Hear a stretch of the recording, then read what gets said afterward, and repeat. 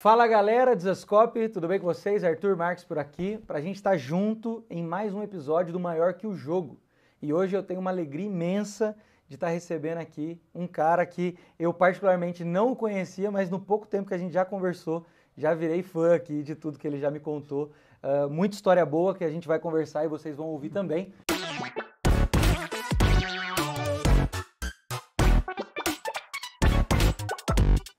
Lulinha Tavares. E aí, Lulinha, tudo bem? Tudo bem, Tudo jóia, cara. Que prazer e que honra receber você aqui. obrigado. Meu nome é Lulinha Tavares, eu tenho 52 anos, sou pernambucano, tinha um sonho de jogar futebol. Esse sonho foi frustrado pela minha condição mental, né? Eu era muito temperamental, eu dificilmente acabava um jogo comigo em campo e eu tinha um apelido entre os meus amigos, meu apelido era Rambo. É. Então, a minha maior dor, que não foi frustração, foi a dor mesmo de eu não conseguir dominar a mim mesmo. Acabou se transformando hoje em uma atividade na qual eu faço com muito prazer. Que legal. Então hoje você é um Hoje eu sou um preparador mental, chama-se de Personal Mind, personal mind. que é como se fosse na academia tem um personal que vai ajudar o aluno ou o atleta a ele alcançar as suas metas, seus objetivos. Então hoje eu sou um personal mind que ajuda o atleta a ele refletir, ele planejar e ele agir para alcançar as suas metas e melhorar seus resultados, preparando mentalmente o atleta para o sucesso e as armadilhas de sucesso, que são muitas. Que legal. E Lulinha, então hoje você faz isso e o seu foco maior é no futebol também? Eu trabalho essencialmente com o futebol, porém eu trabalho já há algum tempo. Tem um surfista, o Lucas Silveira, que eu atendo já tem 13 Então anos. tem outras pessoas também. Iago Dora, que é um atleta do surf, também a gente faz um trabalho. Tem uma menina da ginástica, tem uma menina que é bailarina que eu atendo, mas essencialmente do futebol é o trabalho que eu tenho, até porque o futebol demanda muito e ao longo de 15 anos foram 44 clubes Uau, que eu trabalhei nesse Brasil afora. que legal, cara, que legal. E além disso tudo assim, até a ideia aqui do Maior que o Jogo é para falar um pouco também dessa vida com Deus. Conta um pouquinho pra gente, né? Como é que foi a sua caminhada com Jesus? Como é que você conheceu Jesus? Como é que foi a sua história? Então, quando eu tenho meu sonho frustrado de ser atleta de futebol, a gente era muito pobre e eu tinha uma veia comercial assim comigo, então eu vendi picolé no trem, picolé na praia, bolinho na feira, eu me tornei de camelô comerciante, de comerciante empresário. Fiz faculdade de educação física e quando foi lá para os meus 29 anos, e aí eu já tendo me transformado em um empresário, distribuir produtos de Coca-Cola, produto Ambev, aí o Senhor me tomou para Ele, converteu meu coração, e aí já tem 23 anos que eu estou convertido. Depois disso Deus me chama para servir a Ele, e eu faço parte de uma comunidade cristã, onde eu atuo como pastor e como pastor principal de uma comunidade cristã no Rio de Janeiro chamado Igreja Batista da Graça. Que legal, cara. Então, além de toda essa parte profissional, você também exerce o seu ministério ali pastoral na comunidade local. Sim, eu exerço o ministério pastoral na Igreja Batista da Graça, em Queimados. Eu faço parte do Instituto Haggai, onde grandes decisões que eu tomei, inclusive na minha vida profissional, eu tomei em cursos que eu fiz no Haggai. O Haggai, ele atua em 184 países, ou 188 países ao redor do mundo, com foco no evangelismo, e a missão do Haggai é aprimorar a qualidade de líderes cristãos para evangelizar o próprio povo e treinar outro para fazer o mesmo. Então, quando eu conheço o Haggai, eu já tenho de Haggai uns 14 anos, como conselheiro, faço parte do conselho de administração, já tem 11 anos, eu ali tomo uma decisão muito importante em 2006. Foi quando eu trabalhava com bebidas quentes, nós tínhamos cerca de 10 mil clientes cadastrados, uns 6 mil positivados, 80 vendedores, e quando chega aqui em Campinas, no Internacional In, Deus falou muito claro comigo: eu não quero você aí, sai daí. E eu conversei com a minha esposa e saio desse ramo. A gente tinha 400 produtos, pra você ter ideia, com 80 vendedores. Nossa. E eu falei, Senhor, eu entrei pela porta da frente, quero sair pela porta da frente, não quero ficar devendo nada a ninguém. Se tem uma coisa que sempre mexeu muito comigo foi isso. Eu nunca gostei de ficar devendo nada a ninguém. Sim. Sempre tive meu nome limpo. E aí consegui sair disso em 2008. E em 2008 que eu começo essa atividade coincidentemente. Uhum. E em 2008, num outro curso que eu fiz no Hagai, que foi o curso de empreendedorismo, foi onde Deus me deu isso. Isso que eu faço hoje, eu tenho inclusive um vídeo gravado, que no final do curso você tem que apresentar o teu projeto. E eu apresento esse projeto com essa atividade que eu não sabia o que era. Inclusive o termo coach não existia na época.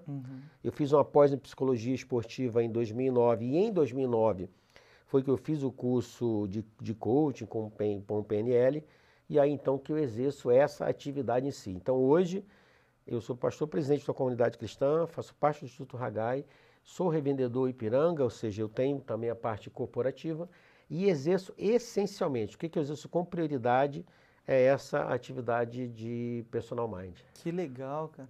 E aí você comentou um negócio muito interessante, né? Porque você falou que anos atrás não tinha, então, esse boom que deu hoje aí de coaching, né? Não. Que deu até uma como a gente pode dizer, uma conotação até ruim nesse termo, né? Sim, então hoje você nem banalizou usa. muito o termo. Você nem usa mais esse termo, assim?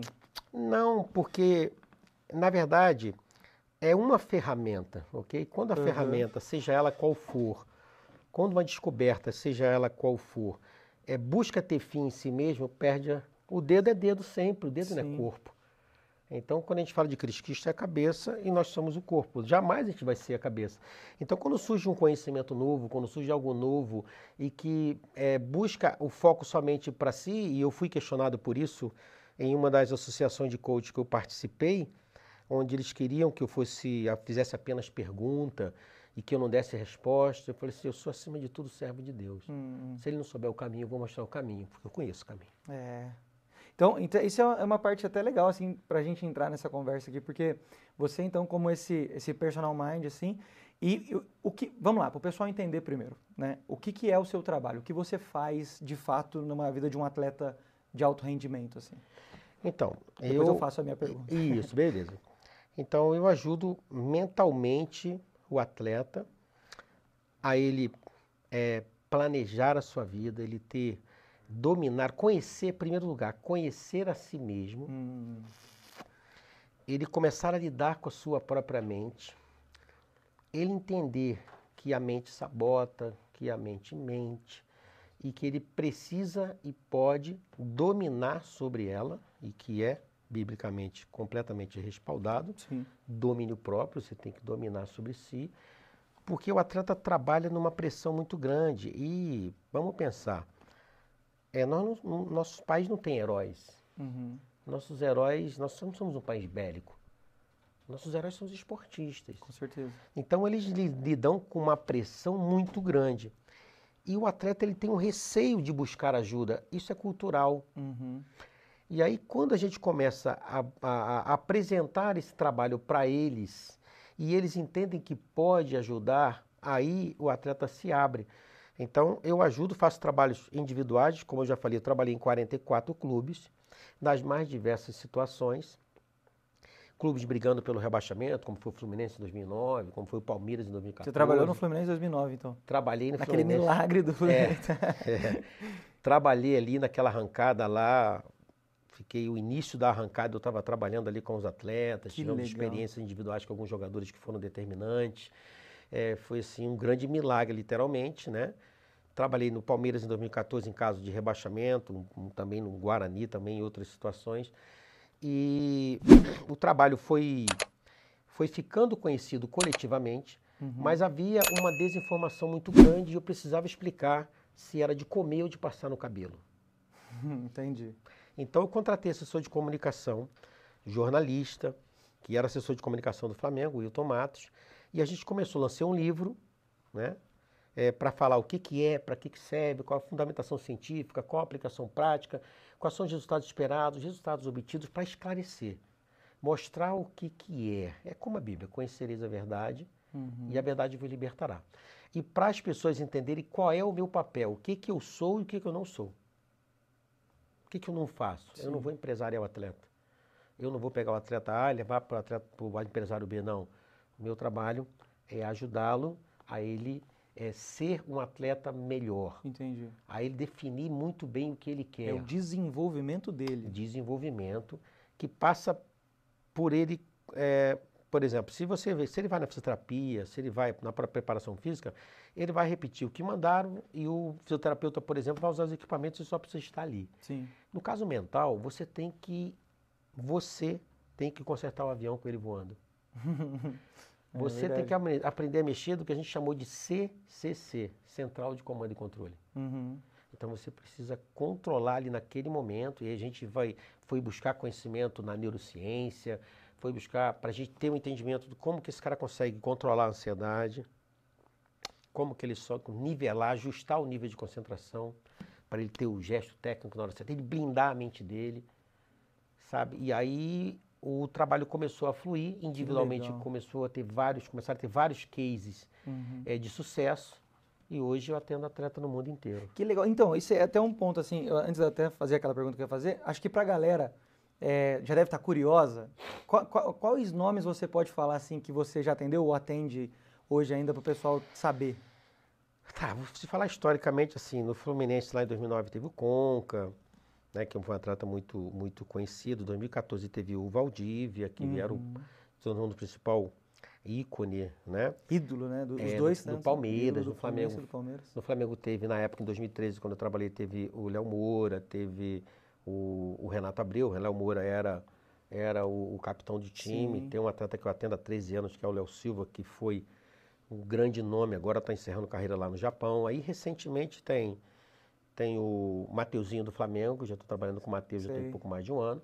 O Andreas Pereira, e através do Andreas outros atletas também vieram, que é o Rodrigo Muniz, que joga no Fulham. Tem o Vitor Roque, que é um atleta que tem se destacado muito aí. Uma das maiores promessas, né, do Brasil. O Vitor Roque, eu comecei a atender o Vitor logo depois. O Vitor estreou no Dia das Crianças, dia 12 de outubro. Uma criança no Dia das Crianças. E ele entra no segundo tempo e ele sai no segundo tempo. Nossa. E estava a mãe, o pai, a irmã, a namorada, todo mundo no estádio. Aquilo que seria uma experiência de glória virou uma experiência traumática. Que loucura. E foi aí quando nós começamos o trabalho e até hoje a gente trabalha junto, né? Falei do Andreas Pereira, que aconteceu aquele caso lá no Flamengo da final da Libertadores, aconteceu no final do ano de 2021.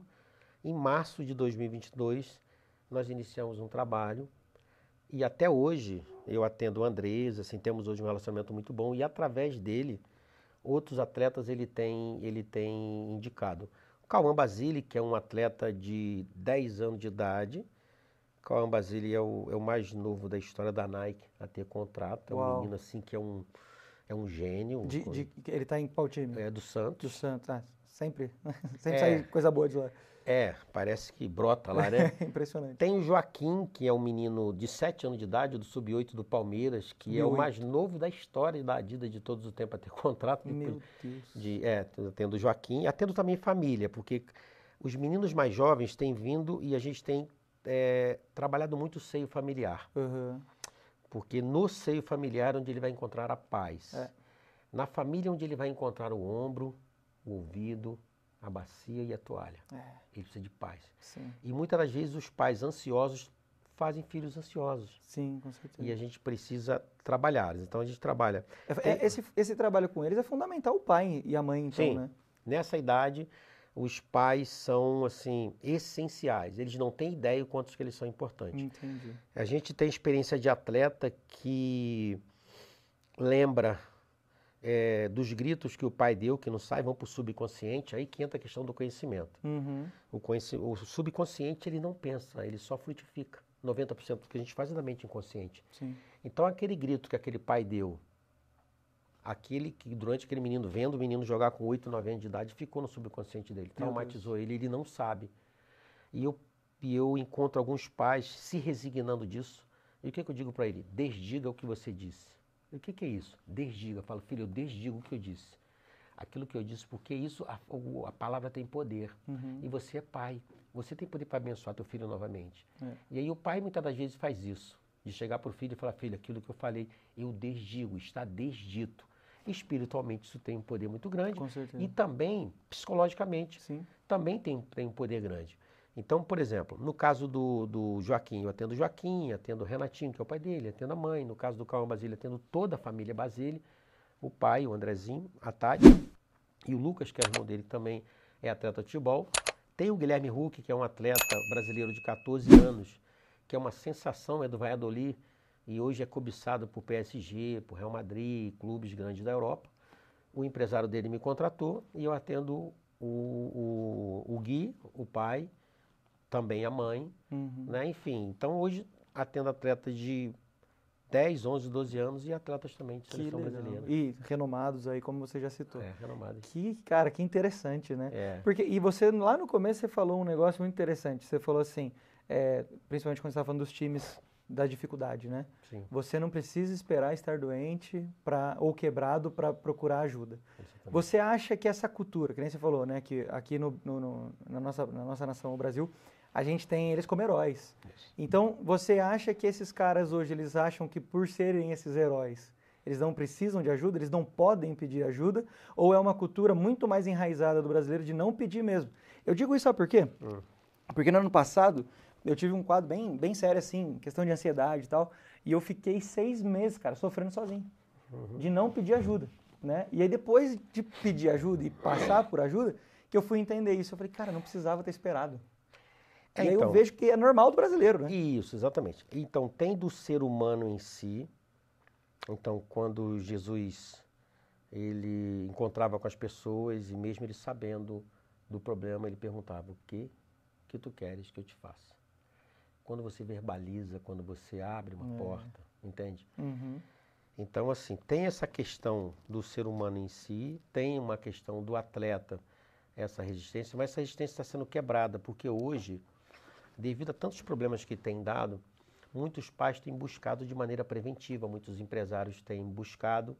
O atleta, muitas das vezes, ele chega assim, meio sem saber, né? Principalmente quando é o empresário que contrata, ou quando o pai está contratando, né? E quando ele começa a conversar, que ele começa a se abrir, quando ele começa a falar, aí ele vai se sentindo mais leve. Às vezes, pelo simples fato dele falar, sabe? Só de pôr para fora já... Exatamente. E aí entra algo que é um testemunho também da minha parte, que é o método que Deus me deu. Sim. Ao longo do caminho, Deus me fez uma promessa logo no início, eu tenho anotado isso em outubro de 2010. Busca-me que eu te honrarei, esteja preparado para a mudança, a minha presença te fará conhecido. Logo em seguida, Deus falou comigo, não coloque o coração nessas coisas, mantenha o coração em mim. Deus disse, mas eu não dependo de ninguém para te honrar. Você será conhecido como aquele que venceu na força do Senhor. Uau. Pronto. E logo depois Deus me deu um método, que eu dei o nome de MR3, que é Mente Renovada 3. Eu penso, eu sinto, eu faço. E aí Deus começou a palestrar isso muito forte comigo. Então você vê um átomo, ele tem prótons, elétrons e nêutrons. Uma molécula tem membrana, citoplasma e núcleo. 3 são os que testemunham lá no céu. O Pai, o Filho e o Espírito. As 3 virtudes da teologia são o quê? A fé, a esperança e o amor. 3 são os tempos verbais, presente, passado e futuro. E Deus me deu, eu penso, eu sinto, eu faço. Aí quando eu vou para a neurociência, as neurociências defendem a possibilidade de nós termos 3 cérebros. O reptiliano, que é aquele que te dá a noção de luta ou fuga para tu sobreviver. Sim. O cérebro reptiliano, todos os seres vivos têm. Vai tentar pegar uma mosca, ver se tu consegue. É verdade. O mosquito, ele se esconde. Sim. Então, esse cérebro é na base do cérebro, o reptiliano, todos nós temos e utilizamos, e um atleta usa o reptiliano. O cérebro emocional, que a maioria das pessoas trabalham muito com o cérebro emocional, que tem a amígdala e o hipocampo. E muitas decisões são emocionais, você toma a decisão e depois pensa no que fez. Sim. Ok? E tem o neocórtex, que é o pensamento. E quando vem no pensamento é base bíblica pura, porque você muda o seu pensamento. Quando você se converte, você não troca o seu cérebro, você troca a sua mente. Então, eu trabalho em cima do pensamento, do sentimento e da ação. Quando eu trago ele, que ele senta no lugar e que ele está trabalhando o cognitivo dele, as principais decisões que ele vai tomar ali. A mentalidade mamba do Kobe Bryant foi criada com ele sentado na sua casa, cheio de problema, de frente para a televisão. O salto do Cristiano Ronaldo, ele decidiu sentado na sua casa. Ele não é canguru. Ele não nasceu saltando. Ele decidiu saltar ali. Então você trabalha o pensamento, o sentimento e a ação. E eu quero propor uma dinâmica com você. Claro, vamos. Vamos lá. Qual o desafio? Você vai pegar isso aqui, esse barbante aqui, essa corda. Você vai tentar dar um nó nessa corda, fechar o nó sem soltar as pontas. Você não pode soltar a ponta. Tem que fechar o nó. Acho que não tem como, hein? Então. Não tem certo e não tem errado nisso, ok? Então isso nos ensina uma lição básica. Primeiro a gente pega uma coisa para fazer, depois a gente pensa como vai fazer. Eu nem Na pensei, vida é eu tava assim, dentro. na bola é assim, e no futebol quem pensa um pouco mais ganha muito mais. Então quando ele começa a pensar antes, fazia a programação, o Ayrton Senna fazia isso, o Ayrton Senna fazia. Fica aí que eu vou pegar para mostrar para você. Você vai me ensinar. Vou te ensinar. Tá. O Ayrton Senna fazia meditação, diminuía a frequência cerebral, ele fazia visualização, ele fazia programação mental, e ele dizia, vai entrar na minha mente o que eu quiser. Acabou. Você escolhe. Tem coisas que você escolhe se vai entrar ou não, se vai permitir ou não. Por que você aceita um cookie toda vez que você entra num determinado site? Por quê? Qual é a função do algoritmo? Me rastrear depois, saber o que eu tô com os interesses ali. Às vezes você está falando algo, eu estava no Japão e a gente estava falando de algo, um mix esse mix que bate com as coisas, que era um copinho assim, daqui a pouco tá propaganda disso no meu telefone. Tá. Essa é a mente inconsciente. Ela traz para o teu consciente. 90% do que a gente faz é isso. Por isso que você tem que aceitar o cookie, é o biscoitinho, é a propagandinha. Você está lendo algo, você fica lendo o que você está lendo para ver aquele vídeo ou aquele ali? Não. Por que eles colocam? Só para você ter o direito de... Não. É porque eles sabem o valor do subconsciente. É por isso que Deus falava, inculca na cabeça do teu filho. Ele não precisa entender. Inculca, semeia lá, uma hora vai brotar. Entende? Não? Entendi. Então, o Ayrton Senna, sabendo disso, você vai entrar na minha mente o que eu quiser. E um atleta, quando toma consciência disso, você fala assim, cara, eu não vou ficar vendo rede social, eu não vou ficar vendo o que estão falando de mim, porque senão eu vou querer jogar para provar que eu estou certo, que eu estou errado. Então ele começa a selecionar o que ele vê. Porque 90% das decisões também são no olho. Então eu decido o que eu vejo. Eu decido no que eu penso. Ou seja, tem muita coisa do que a gente pensa que vem da memória RAM, que é o registro automático de memória. Tá. Você não, ele brota, porque você já está no seu subconsciente. Mas você pode ressignificar isso, você pode mudar e você consegue se concentrar muito mais. Ok? Sim. Então, quando a gente entende isso, a gente entendeu um princípio básico e que é bíblico. Quando que nasceu o marketing? Lembra? Não. 1947. Não é isso? Mas no livro de Abacuque diz, pega a tua visão, escreve com letras bem legíveis em tábuas, para que a possa enxergar até quem correndo passe. Isso é outdoor, meu. Tá. Então isso já tinha lá na Bíblia, ok? Então é importante aquilo que você passa, que você vê, aquilo que chama a tua atenção. E o que ganha a tua atenção, ganha você. E você, para jogar futebol, você precisa minimamente de 4 coisas, básico. Primeiro, a mente e o corpo estão no mesmo lugar. Nós não temos como estar em outro lugar agora, ok? Sim. Nosso corpo só pode estar aqui. Agora, nossa mente está onde? Ela vagueia. E nisso, o atleta perde a concentração. Porque ele fica... Quanto tempo o atleta que mais pega na bola, sabe? Cara, no jogo de 98 aprendi com o Kaká. de 100 minutos. A gente conversou com o Kaká e ele falou que fica uma média de 1 minuto e meio, por aí. Então ele fica o jogo inteiro sem a bola. E aí, como ele não treinou aquilo ali, ele está ali parado e a mente dele vagueou. Sim. Tá. Quando ele treina isso, a mente dele vai estar mais no corpo dele. Porque um pezinho para lá e um pezinho para cá decide hoje um jogo, cara. Exatamente. Decide um campeonato. Então ele começa a treinar isso. Mas é muito importante, em primeiro lugar, eu penso, eu sinto, eu faço. O pensamento tem soberania sobre o sentimento tem soberania sobre a ação. Tem um texto do Talmud que é muito interessante, que diz assim: preste atenção nos seus pensamentos, porque eles se transformam em palavras. Preste atenção nas suas palavras, porque elas se transformam em atos. Preste atenção nos teus atos, porque eles vão se transformar em hábitos. Preste atenção nos teus hábitos, porque eles vão modelar o seu caráter. Preste atenção no seu caráter, que ele vai determinar o seu destino. Uau. Tudo começa pelo pensamento. Uhum. Então, uma vez que eu venho pro meu eu racional, o que faz a diferença entre o ser humano e todos os outros é o neocórtex. Sim. Então, eu não vou agir como todo mundo está agindo. Eu não vou fazer como eu não estou fazendo. E às vezes o atleta treina no conforto para jogar no desconforto. Falei, cara, muda isso, cara. Uhum. Treina como joga.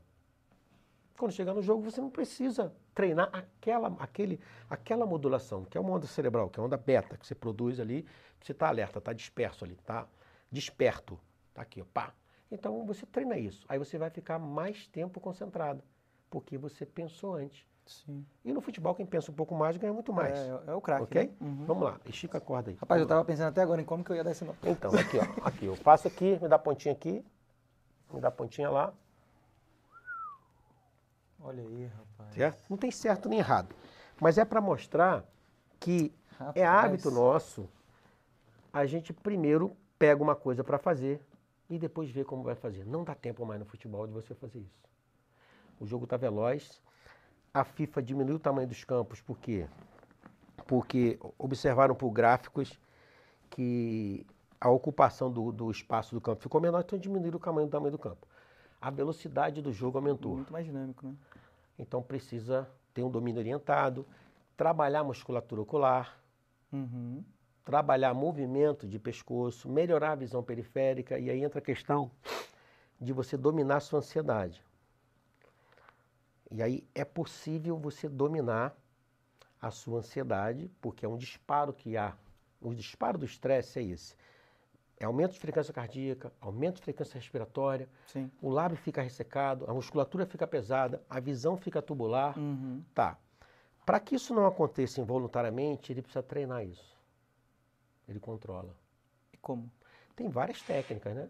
Então você tem técnicas onde você vai fazer uma respiração consciente, e é comprovado hoje por estudos, o biofeedback dá isso, a gente ensina o atleta a fazer a respiração, alguns atletas já fazem isso, o Cristiano Ronaldo faz, vê como é que ele vai bater o pênalti. O LeBron James faz 1 hora por dia há muito tempo. A respiração é tudo, ar é vida, meu, oxigena.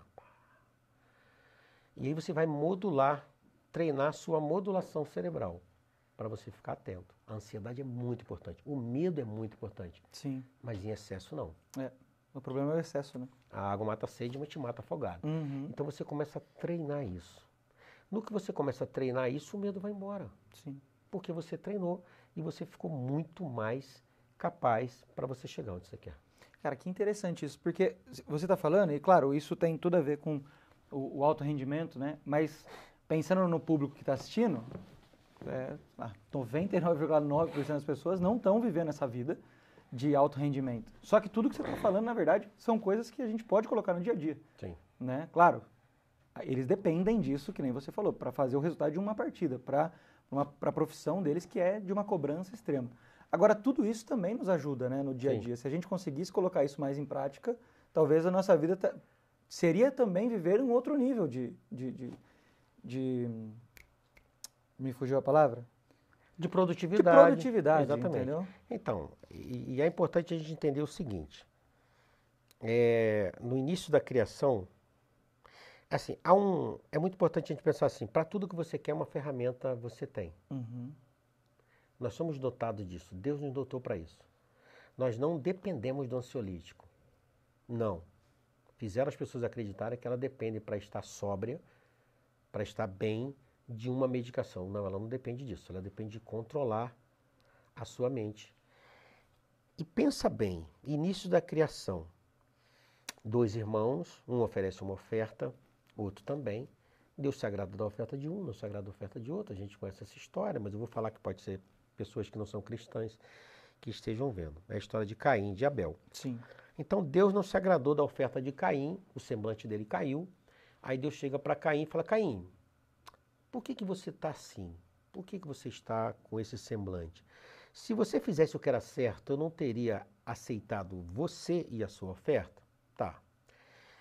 Agora, o teu desejo está sobre ti, o pecado está batendo na sua porta e o teu desejo está sobre ti, mas cabe a você dominá-lo sobre ele. Ou seja, cabe a você dominar sobre ele. Ora, por que Deus macularia o início da criação com um assassinato? Não é verdade? Uhum. Por que Deus fez isso? Porque Ele deu a nós o domínio próprio. Sim. Nós, é responsabilidade nossa. Não, Satanás não tem nada a ver com isso, não tem como espiritualizar isso. Isso é algo que Deus deu para cada um, nós temos a capacidade e esse domínio próprio tem a ver com os teus sentidos, teu pensamento dominar o teu sentimento. Porque senão você vai agir somente por impulso, ok? Então isso que faz com que, por exemplo, a ansiedade de desempenho, que é o que acontece com muitos jovens que querem fazer uma prova, o Enem, e ele estuda muito, muito, muito incessantemente. Ele abriu mão de feriado e estudou. Quando chegou, faltando 5 dias, ele ficou tenso, esqueceu tudo. Sim. Bom, então... Isso acontece direto, né? Exatamente. Então, é porque ele não aprendeu a ele lidar com ele mesmo, a controlar suas emoções e a responsabilidade nossa. O atleta vive isso. Sim. E o atleta precisa entender, assim, o que é emoção? O que é sentimento? O que é pensamento? O que é paixão? Pessoas que trabalham com alto desempenho, principalmente num país do futebol como o Brasil, ele tem que saber qual é qual. E o que influencia onde, porque senão ele faz um gol e tira a camisa. Sim. E aí, teve até um atleta, acho que foi do Bahia, se não me engano, no ano passado, que ele entrou, era um menino jovem, assim, e tomou um cartão amarelo com poucos minutos de jogo. E aos 10 minutos ele fez um gol. Aí tirou a camisa. Eu lembro. Aí foi expulso. Aí sabe qual é o que muitas das vezes o atleta fala? Pô, mas você não sabe o que é a emoção de fazer um gol. Eu falei, cara, não diz isso pra mim. Você é um profissional da área. Quem tem que se emocionar, gritar, pular. O cara beija o outro, nem sabe quem é. Joga a cerveja pro alto. Mas eles estão mergulhados na emoção. Você não, cara. Você tem que controlar isso. Porque senão você não vai jogar. Então você precisa entender isso. Sim. Você não pode simplesmente dizer que foi a emoção. Você tem que entender qual é qual. O que é emoção? E são diferentes. Um é comportamental e o outro é mental. O que é sentimento? O que é pensamento? E o que é paixão? Agora, isso que você está falando é um ponto muito interessante, porque a gente está no país do futebol. Todos esses caras que estão jogando, em algum momento, foram torcedores. Sim. Então, talvez ali não é a realização dele no que você estava falando de lembrança, sabe? Aquela emoção de talvez ser o torcedor que um dia comemorou e agora ele pode fazer o torcedor comemorar. Cara, como é que ele controla isso, cara? É por isso que eu digo que o futebol é desafiador. No Brasil, você pode trocar de sexo, se você quiser, que é um direito que te assiste. Se você quiser trocar de religião, você é cristão, virou budista, você é budista, virou cristão. Com a religião a gente não discute, não é isso que falam? Então, se você quiser trocar de carro, trocar de mulher, trocar de marido, tudo bem. De uma maneira geral. Não estou falando sobre a óptica cristã. Mas se você trocar de time, você é mau caráter. Exato. Não existe trocar de time. Não existe trocar de time. Então, se você joga no Grêmio, você não vai entrar lá com um carro vermelho. Sim. Troca de carro. Eu já trabalhei num clube onde o presidente chegou para mim e falou assim, que bolsa é essa aí? Eu falei, minha. A bolsa era preta. Ele falou assim, você não tem outra bolsa? Eu falei assim, tenho, presidente. Ele falou assim, mas eu não quero você com essa bolsa, porque a bolsa remetia ao time adversário. Ele ligou pro cara do almoxarifado, amanhã o Lulinha vai aí, dá tudo para ele, dá mala, dá bolsa de viagem, eu não quero mais você com essa bolsa. Eu falei, benção, até hoje. Recebeu. Tudo que você imaginar. E esse presidente era um cara altamente qualificado na vida profissional, um homem equilibradíssimo nos seus negócios. Mas o futebol causa isso. É por isso que eu digo que não é fácil essa questão de fazer a parte mental do atleta. Primeiro você tem que trazer ele para o entendimento. Você quer chegar aonde? Tá, eu quero chegar na primeira prateleira. Então, na primeira prateleira, o nível mental tem que ser alto. Olha o Cristiano Ronaldo. E aí a gente volta para uma questão muito interessante. Quem foi o nosso último melhor do mundo? O Kaká. Então, o Kaká era improvável. O Kaká não era craque. O Kaká não foi destaque na base. O Kaká teve um problema grave, que foi uma lesão na sua cervical. Sim. E se a gente for pensar em questão de grandeza, se a gente pensar assim, quem é melhor tecnicamente? Kaká ou Neymar? Neymar. Muito melhor, mas infinitamente melhor. Sim. Neymar é de outro planeta. Mas quem é maior? Kaká. O Kaká foi campeão do mundo, o Kaká foi bola de ouro, o Kaká ganhou a Champions League e o Kaká joga muito menos que ele. Sim. Então, o que fez o Kaká ser maior foi ele controlar a si mesmo. E aí a gente fala aí de um pilar que está abaixo na base, que é o pilar espiritual. O Kaká sempre foi alicerçado espiritualmente. Sim. O Kaká sempre teve metas na vida dele, sabia exatamente onde que ele queria chegar. E quando você sabe muito bem onde você quer chegar, aí é que entra. Se você é um atleta e você almeja chegar nos primeiros lugares, vamos para a Bíblia. Não sabeis vós que todos que correm no estádio, todos correm, mas na verdade só um leva o prêmio, não está isso? O livro de Coríntios? Sim. Ele diz, corrais de tal maneira que alcanceis. O que você entende? Para eu ser o melhor. Então, está todo mundo correndo. Tá, a orientação bíblica é corra, porque as Olimpíadas, elas iniciaram bem antes da vinda de Cristo. Sim. Tá, então já tinham os jogos. Essa linguagem esportiva usada na Bíblia fazia sentido naquele momento para as pessoas que estavam ouvindo. A Bíblia sempre usou alegorias, né? Usou muitas metáforas, muitas parábolas para cair o entendimento das pessoas. O que é você correr para vencer?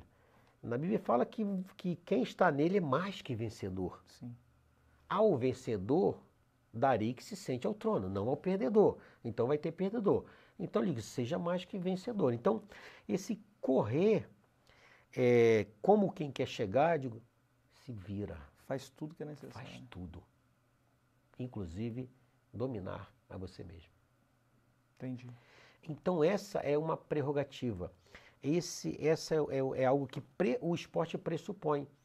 O que ele vai fazer, e é possível, tá? Eu testemunhei muito ao longo desse tempo de atletas. Valdívia, por exemplo, muito engraçado. Porque o Valdívia estava com 2 cartões amarelos. E a gente estava junto, né, quase todo dia, Palmeiras brigando para não cair. E o nome dele era Jorge, eu chamava muito ele de Jorge. Eu falei, Jorge, tu tá com 2 cartões, tu vai até quando? Aí ele falou assim, eu vou até contra os Bambi. Era como ele chamava o pessoal de São Paulo. Cara, impressionante como que e ele tomava muita pancada. E o que eu dizia para ele? Você é imprevisível nas tuas jogadas. Sim. Mas tu é previsível nas tuas reações. Então fica fácil para um árbitro te desestabilizar, para um atleta adversário te desestabilizar. Ele tomou consciência disso. E nisso teve um jogo contra o Corinthians no Pacaembu, que foi 1-1. Nossa, ele jogou demais. Eu perguntei para ele, tu vai soltar a bola, cara? Tu vai mudar a tua característica? Não. Então tem que mudar teu comportamento. Ele começou a se preparar. Na hora que tomar falta, cai, respira, conta até 5, até 10. Agora, não reage. Eu lidava com isso direto, eu era desse jeito, não tinha pavio. Tem gente que tem pavio curto, mas não tinha pavio. É menos então, ainda. Então, falei, vamos testar isso aqui. Ele começou. Esse jogo contra o Corinthians, quando ele entrou no vestiário, mas ele entrou, ele desabafou. Falei, é isso aí, desabafa aqui. Responsabilidade é tua. Na hora que um atleta entra em campo, e eu falo isso muito para os pais, meu amigo, deixa eu falar uma coisa para você. O menino tem 10 anos, 11 anos. Na hora que esse menino entrar em campo, ninguém vai pedir currículo para ele. Quantas copinhas ele jogou, se ele foi titular em tal categoria, se jogou a Dani Cup, se jogou tantos jogos na base. Ninguém vai pedir isso, mas vão exigir resultado. Vão cobrar. Pronto. Esse é o futebol. Essa variável a gente não controla. A gente convive com ela. Então, se você quer ser atleta de futebol, você precisa negar a si mesmo. Sim. Aí Jesus diz assim, você quer vir após mim? Negue-se a si mesmo. Aí a gente entra na mesma situação. Como é que eu faço com as minhas paixões? Negue-se a si mesmo. Dá teu jeito. O meu eu já dei. Eu venci na cruz, você vai vencer também. Entende? Sim. Claro que a gente tem o Espírito Santo que nos ajuda e o atleta, lógico, ele tem as ajudas dele. Mas ele precisa entender, se eu escolho essa profissão, eu preciso aprender a lidar com isso. E aí é que entra a importância de você ter uma ajuda especializada, que no caso é essa que a gente faz até algum tempo. Cara, que interessante isso, né? Porque eu estava até conversando com o Johnny outro dia e ele falando sobre, né, esse texto do negue-se a si mesmo, como a gente às vezes até entende errado. Porque esse negue-se a si mesmo não é no sentido de odiar a si mesmo, não, mas é negar as suas vontades, as suas paixões que vão te atrapalhar para que então você vencendo isso você possa seguir a Cristo. E é exatamente isso que você está falando na vida, né, do atleta de alto rendimento. Porque é negar as suas paixões, negar os seus desejos, que vão tirar ele do foco para que ele possa, então, ser o melhor da corrida. Exatamente. Ele possa ser o cara que realmente ele tem que ser ali dentro do campo, né? E o que acontece? Tá se falando muito, até de maneira equivocada, de saúde mental. Tá bom. Então, vamos falar de saúde. Saúde é o estado de bem-estar físico e mental. Esse é o conceito de saúde. Você, por exemplo, para ter saúde, você vai ali, dá sua corridinha, muda a sua alimentação. Beleza, eu sei nadar.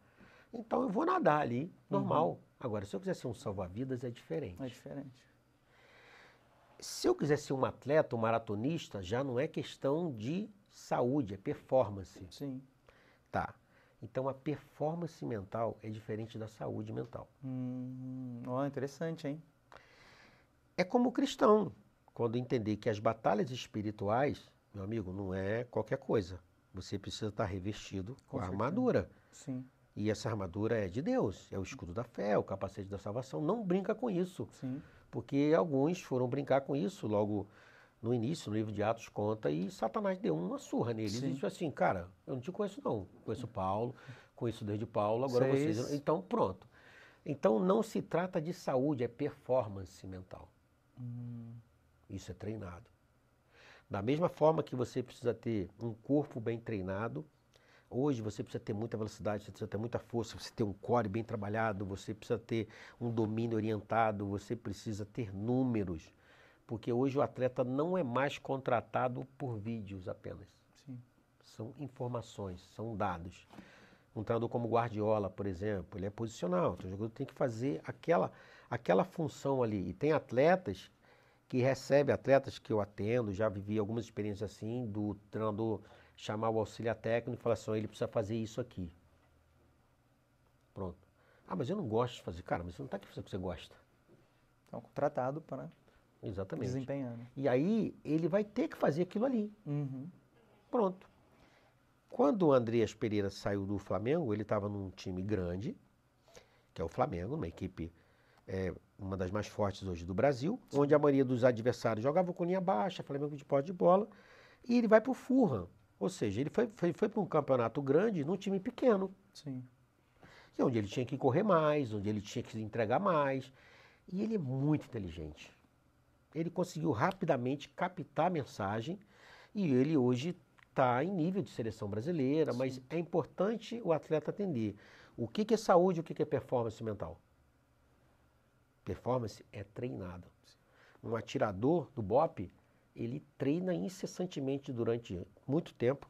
E o treinamento de um atirador, o instrutor fica a 100 metros do lado do alvo. Se ele errar o alvo, o que acontece? Tá maluco? Ele mata o instrutor. Esse é o treinamento. Nossa. É uma distância de uma baliza a outra do campo de futebol. E o instrutor fica como se fosse um negociador. E o cara atira aqui, ó. Que isso? Tá. O que ele está treinando ali? Não é só a pontaria, é a adrenalina de competição. Por quê? É um outro nível de treinamento. Isso. Se ele treinar assim, ó, ele vai acertar. Mas na hora que vier a pressão, criança passando, gente filmando, e ele tem que, ó, pulsar, respiração para lá ou para cá, ele mexe o dedo, mata a vítima. Isso é uma batida de pênalti, isso é um jogo, cara. Sim. Os agentes do Mossad, que é o Serviço Secreto de Israel, que é um dos mais temidos do mundo, uma parte do treinamento deles, uma das partes mais importantes, é o controle de excitação. Você está no momento mais difícil, tem um homem-bomba ali, cheio de explosivo na mochila, tu está aqui com a tua mulher, com teus filhos, e você tem que agir da forma certa, na hora certa, senão morre todo mundo. Sim. Essa é a vida de um agente do Mossad. E o cara que joga futebol tem que entender isso. Sim. Futebol não é para amador. Uhum. Então, se você quer realmente ser, que você entenda que essa preparação é necessária. Você não tem que ter medo de se preparar. Uhum. Você precisa se capacitar. Tem que ter medo de não se preparar. Exatamente. Então, quando você está mais preparado, e a gente muda, nesse caso, o conceito da confiança. A confiança, nesse caso, não é um sentimento. É produto do fazer bem. Treinei, pode mudar que eu vou fazer. Repito, pode pegar todos os campeões. Todos. Inclusive, eu vinha conversando com a Ana ali, estava falando sobre Andrew Carnegie. Conhece? Não. Andrew Carnegie foi muito rico, muito pobre e foi muito rico. Crente até o tutano americano. Entre a pobreza e a riqueza, ele casou.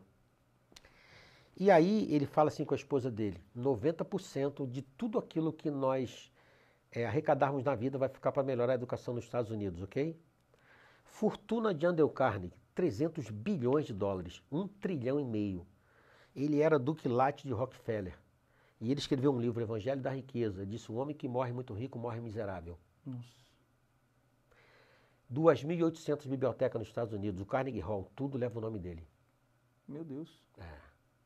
100 e poucos anos atrás. Ele chama um outro homem chamado Napoleão Hill. E fala assim, existe um padrão mental e quem vence. Esses caras pensam igual. Esses caras agem igual. E o Napoleão Hill começou a andar com esses caras. E começou a perceber coisas interessantes que eles montou um curso. E é as 16 leis de sucesso do triunfo. Então, as 16 leis de sucesso do triunfo nasceu na cabeça do Andrew Carnegie. Está lá no prefácio do livro. Que era um cristão. Sim. E que tinha princípios rígidos na vida dele. E a mentalidade é maneira de pensar. Aí entra a questão do pensamento, do método que o Senhor nos deu. Sim. A maneira de pensar. Mude a maneira de pensar que você muda a sua vida. E muito daquilo que tem acontecido lá na ponta é porque nós não mudamos a maneira de pensar. A gente quer mudar a maneira de agir sem mudar a maneira de pensar. Sim. E a maneira de pensar é o melhor caminho. E a gente só faz isso na mente consciente. Você não faz isso de frente com aquilo que está te tentando. Você precisa, de certa forma, conhecer. Conhecereis a verdade. E a verdade vos libertará. Então, quando você tem esse conhecimento, no caso do atleta, quando ele tem conhecimento disso, é impressionante como que o atleta depois disso se interessa. E aí um dado importante, as nossas sessões são de 1 hora. A maioria online, tem alguns atletas que eu atendo presencial, mas a grande maioria hoje é online. Sim. E o cara no início pensa que 1 hora é muito. Tempo. Quando ele vai ver, não é nada. Já era. Caramba, eu falei, cara, tô acabando. Já tem que entrar outro menino para atender aqui e tal. E ele fica naquela sede. Por quê? Porque ele está começando a despertar isso. E esse movimento está começando agora, de fato, e a gente ainda vai ver muita coisa em relação a isso. E é muito importante esse tipo de movimento que também vocês estão fazendo, de trazer pessoas do esporte, Sim. de trazer pessoas que, além de estarem no esporte, têm um compromisso em primeiro lugar com Deus, que meu compromisso em primeiro lugar não é com empresário nenhum, não é com clube nenhum e muito menos com futebol. Sim. Meu compromisso é com o Senhor. Sim. Pronto. Em Cristo estão escondidos todos os tesouros do conhecimento e da sabedoria humana. Pronto. Quem está com Ele jamais vai ser derrotado. Vai ser sempre vencedor. Muito bom, cara. Eu quero até fazer uma pergunta que eu ia fazer no começo, assim, para a galera ter essa noção, e você citou isso no meio da conversa, que foi que hoje os atletas têm 4 pilares e você trabalha o quinto, que é o fundamento, né? Sim. Onde isso entra realmente na vida de um atleta no seu trabalho? Então, por exemplo, você falou que você trabalha com várias pessoas. Uhum. Tem cristão no meio e tem não cristão. Sim. Para o seu ofício ali, como você faz para levar esse evangelho de alguma forma? Você já viu alguém que não era e depois do que você começou a ensinar, falar, Sim. viver com a pessoa, ele conheceu a Cristo? Vários. Já tive várias situações de não só atletas, mas familiares. Tem uma família que eu me relaciono com eles já tem uns 10 anos e hoje são pessoas que chegaram até o Senhor. Eu me baseio numa coisa simples. Quando Jesus tem aquele encontro com Satanás, que Satanás fala assim, nem só de pão viverá o homem, que Satanás disse, se tu és filho de Deus, transforma essas pedras em pães. Uhum. E Jesus responde, nem só de pão viverá o homem. Ele não falou cristão, ele falou a espécie. Ainda que inconscientemente, nós precisamos da palavra. Uhum. E como virão se não há quem pregue? Então, nessa questão, quando você está trabalhando todos esses pilares, que é o físico, o técnico e o mental, quando você entra com a palavra te dá respaldo científico. Sim. Através de uma verdade científica, eu falei do marketing, que tem um respaldo bíblico. Com certeza. Eu falei da mudança de mente, que é a metanoia, que é... Então, quando você entra ali com a palavra é infalível. Uhum. Ela cumpre aquilo que apraz, que ela foi enviada. Então, quando você introduz, não necessariamente você precisa ser o religioso. Exato, concordo. Deus não precisa de advogado. Jesus é o advogado. Uhum. Ele testemunha, pô. Então, quando você lança a palavra e quando o teu testemunho é muito importante. Quando o teu testemunho ali, onde você está vivendo situações de conflito, família brigando, atleta às vezes com coisas assim difíceis, e eu reúno os pais, quando é um atleta mais jovem, eu reúno o pai e a criança junto, falo assim, ó, eu sou protegido por um código de ética onde aquilo que é de foro íntimo vai ficar entre eu e ele, ok? O senhor que está me pagando, mas aquilo que é de foro íntimo, ele tem liberdade para falar comigo, ok? Ok, pronto. Então o pai vai respeitar aquilo ali. O meu testemunho ao longo desse tempo faz muita diferença. Então eu tenho 15 anos, nunca tive contrato com ninguém e tenho respeito por parte deles. E aí você entra com a palavra, o Espírito Santo faz a obra. Então é importante que você introduza a palavra da forma certa e aí você vai perceber o time disso. Né? Não necessariamente, eu falei para você que eu vinha trabalhar num clube de futebol aqui no Rio de Janeiro, um clube grande na época, onde a dúvida da diretoria do clube é se eu ia fazer culto lá dentro, porque eu nunca neguei a minha fé. E eu tinha trabalhado com o Jorginho, né, que trabalhou na seleção brasileira, Jorginho cristão, a comissão técnica dele cristã, e eles estavam com essa dúvida. Aí, até foi o Renan Dalzotto, que hoje é técnico de vôlei, me ajudou muito na época, que ele conversou com o diretor e disse, não, o trabalho dele é um trabalho muito profissional, Uhum. ele tem a fé dele, que é dele, mas o trabalho dele é completamente profissional. Então você prega quando você é muito profissional. Sim. Quando você busca a excelência naquilo que você faz. E o Evangelho tem um poder muito grande. A gente não tem como dimensionar aquilo que Deus pode fazer quando a gente se disponibiliza a, de fato, servir a Ele de alguma forma. Então, a maneira, respondendo a sua pergunta, eu já trabalhei com crianças e familiares das mais diversas religiões. Eles sabem a fé que eu professo. Uhum.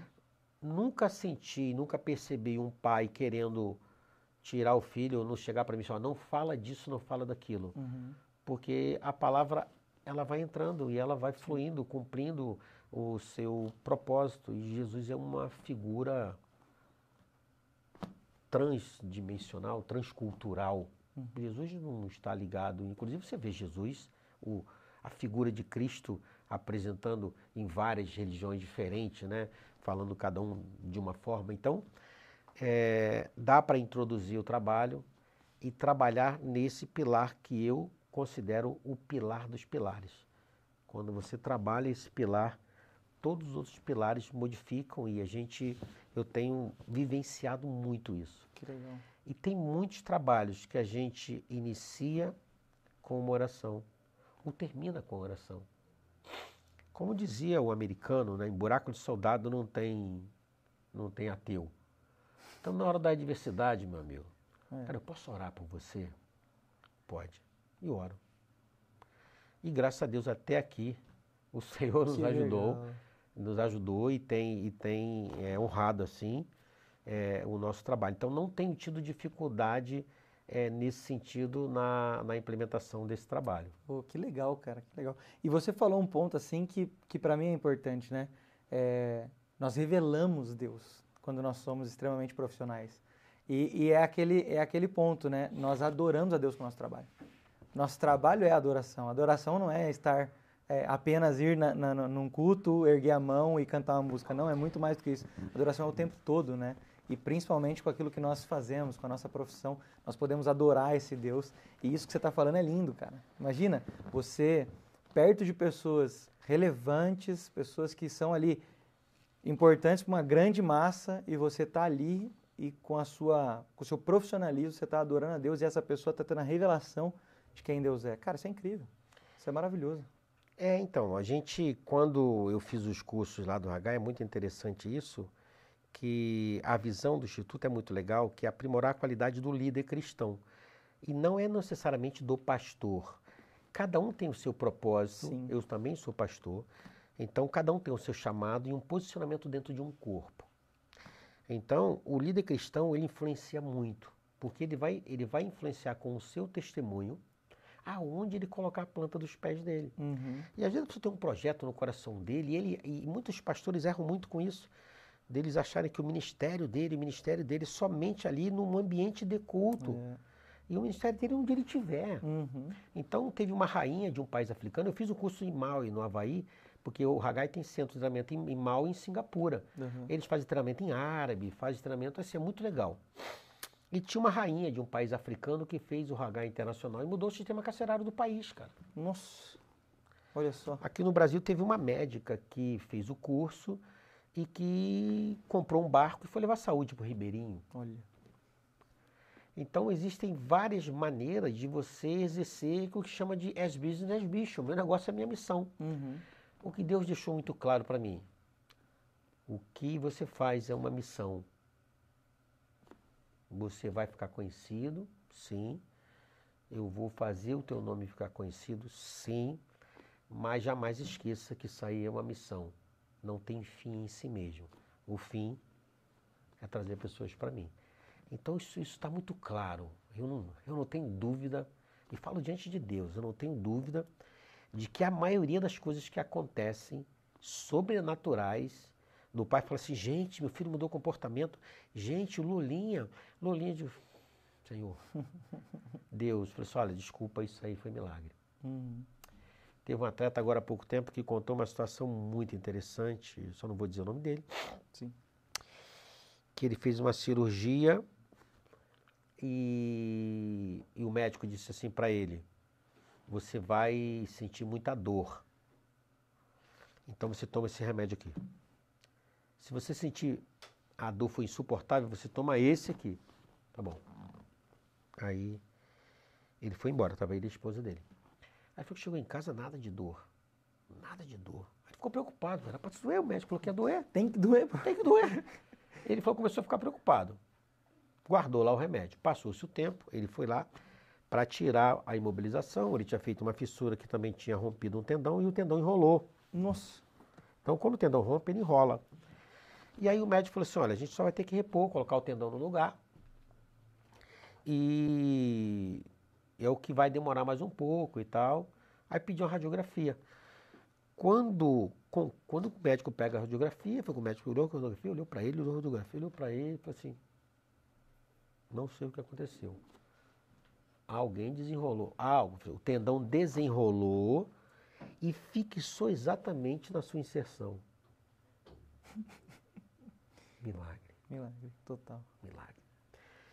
Então, assim, Deus fez um grande milagre na vida desse atleta que não estava entendendo. Falei, cara, para tudo aqui agora que você está falando, vamos orar e vamos agradecer a Deus que Deus fez um milagre. E assim, a cirurgia dele que era para levar não sei quanto tempo para ele voltar, rapidamente ele voltou e hoje está testemunhando Uau. para a glória de Deus.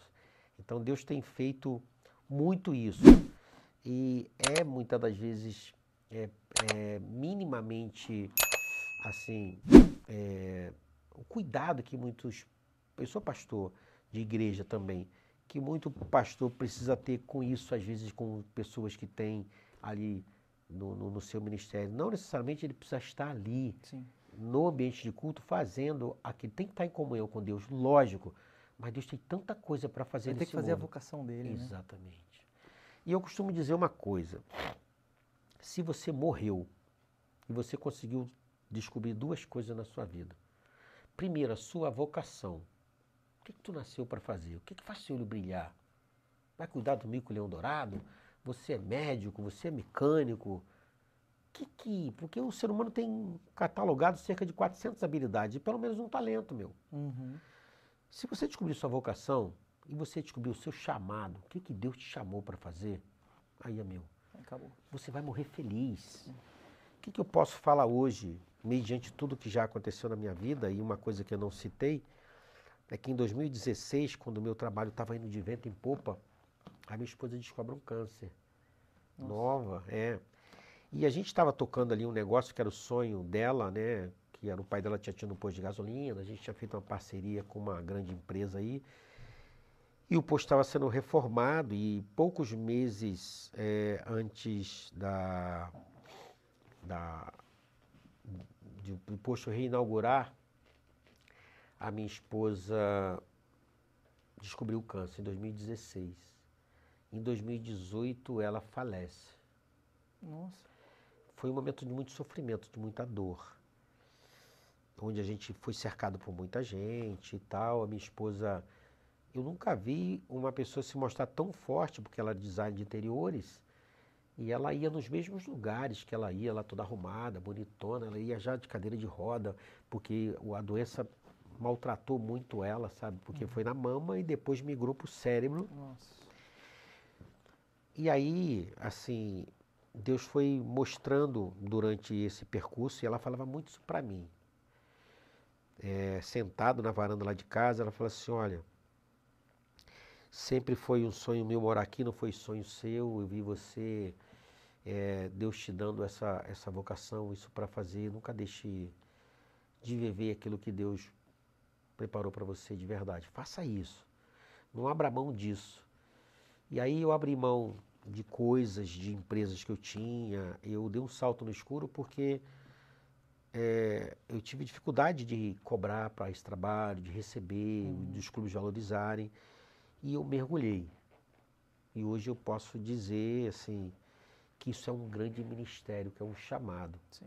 É muito mais do que simplesmente um trabalho no meio esportivo. Uhum. É um chamado. Então, eu posso dizer, eu estou literalmente hoje cumprindo algo que é vocacionado e algo que é um chamado e honrando, de certa forma, alguém que não está mais aqui, porque eu digo isso para algumas pessoas desde um tempo, que a parte dela em nós sempre viverá. Que é uma pessoa que me ensinou muito e foi uma das pessoas que mais me incentivaram a fazer esse trabalho, e eu quero continuar honrando ela. Que lindo isso. Que lindo. Eu não fazia ideia desse detalhe. E que lindo, cara.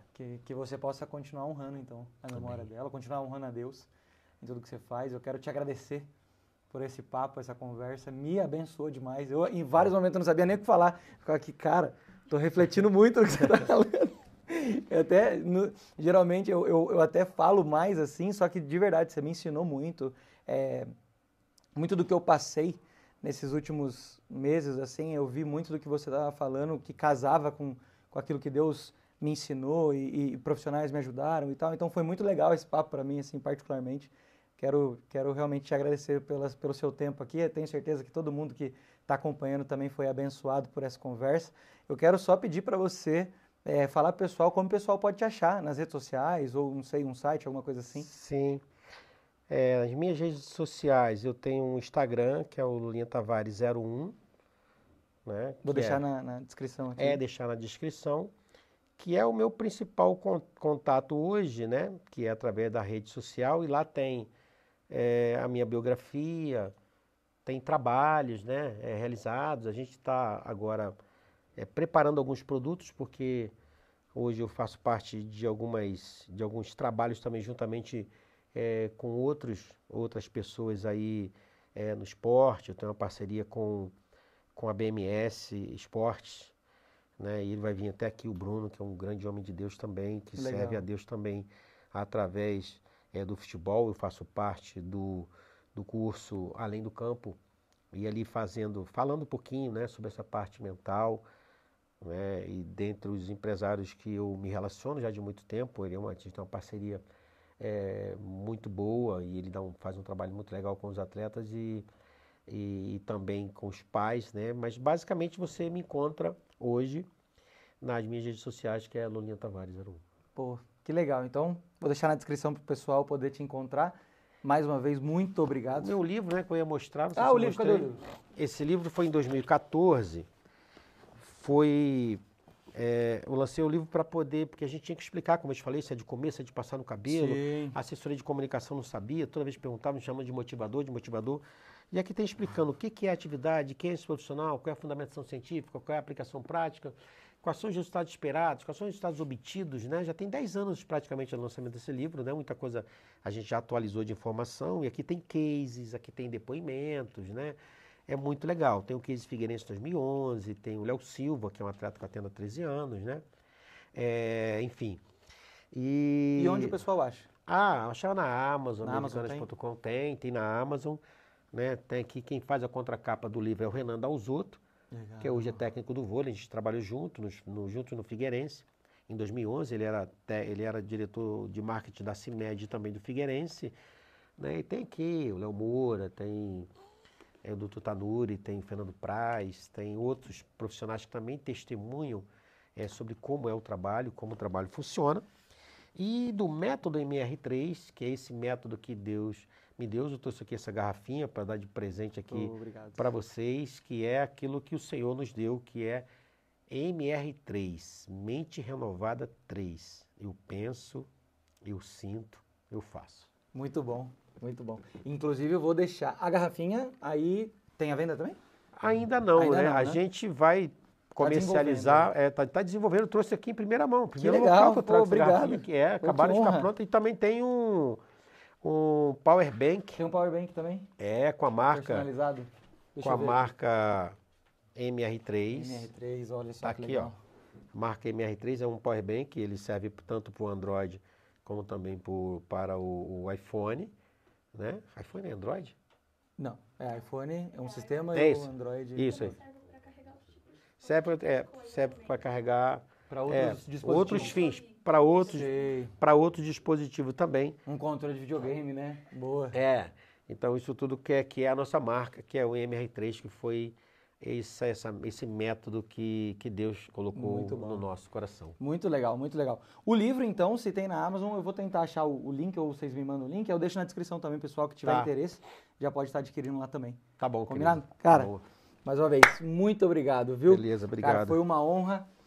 Espero que essa conversa tenha abençoado você, assim como me abençoou. Vou pedir aquilo que você já sabe, pega esse link aqui, compartilha para todo mundo, curte esse vídeo para o YouTube entender que esse conteúdo é relevante, para ele colocar para mais pessoas aí estarem assistindo.